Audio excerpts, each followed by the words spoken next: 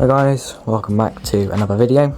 So today I'm going to do a 1 year review of this refractor, 70mm of aperture, just pretty basic celestron astromaster LT70. I got this to replace a old broken telescope that I bought for £60, complete scam. It was one of those hobby killers, if I'm completely honest. Worst telescope ever. Mount is basically just falls apart. Anyway, so I sold that for about £40 to scrap, and I think I kept a mirror somewhere, but yeah, anyways, I bought this on deal for £90. Greatest telescope I've bought yet. I've only been doing this hobby for about a year and a couple months, so that's why I bought it. Let's get on with the accessories that come with it. So what comes with it are a celestron 20mm eyepiece. This is for wide out views and spotting targets. I'll just quickly show you guys. It's fairly, you can see the lens,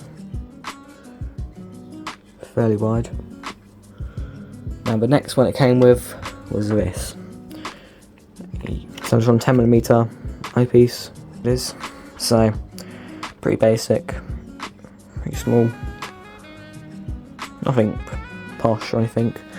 Now you might be wondering, what is this eyepiece? This is a 4mm, did not come with a telescope, just to pre-warn you guys. This cost me about £20 to £30, don't remember the exact price. Funny story, they sent me two, so that's good. And this is the dust cap that is for the end of the telescope right there.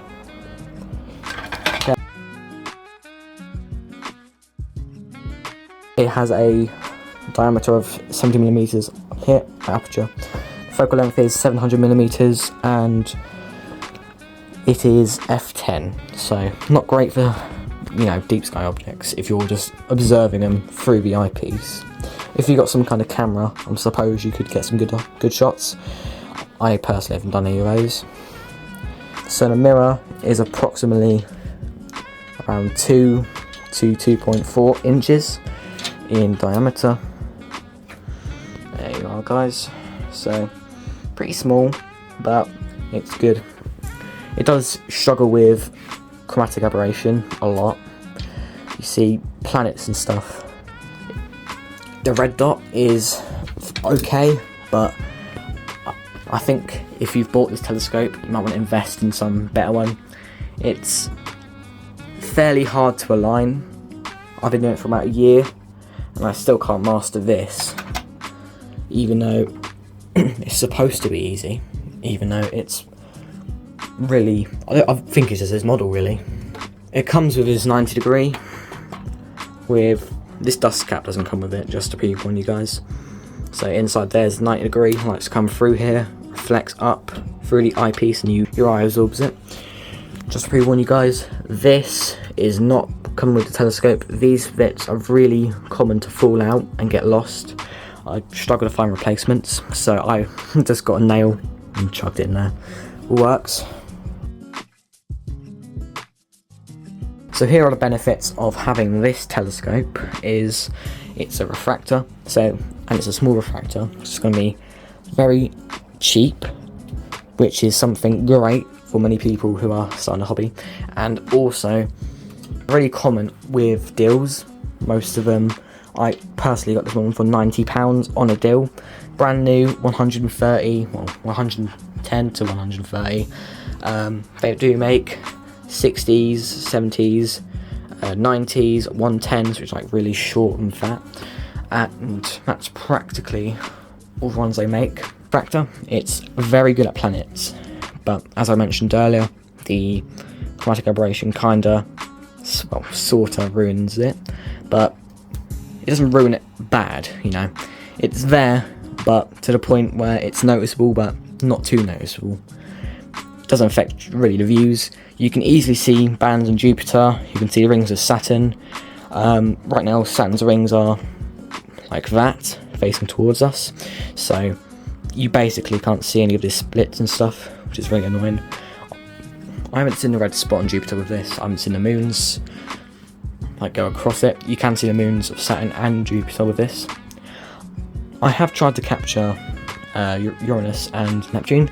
You can see Uranus, but it's extremely faint to the point where I really cannot find it. You can also find Neptune, but I couldn't find it, so I don't think so. Venus, absolutely great with this since it's close by.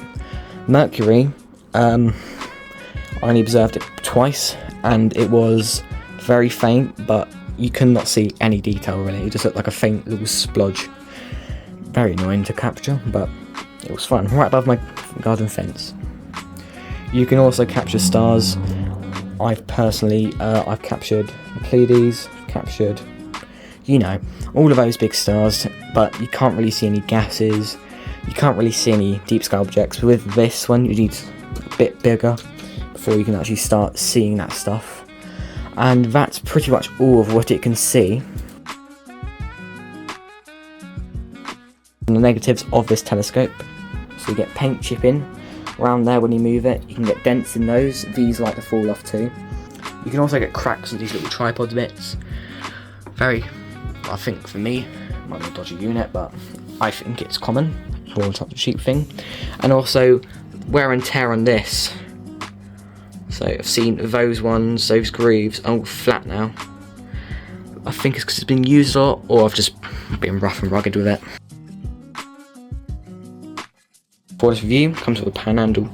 Unscrew this and the whole telescope tube comes off the mount. It's pan handle, so you can tighten it, untighten it to lock your view. This, same as that, button it and it goes left and right, more better. The mount is pretty wobbly, just the same, so don't be expecting it to be completely still, because it won't. That's pretty much it for this review of this celestron astromaster AZ-70, and thank you for watching. Make sure to like and subscribe. Bye.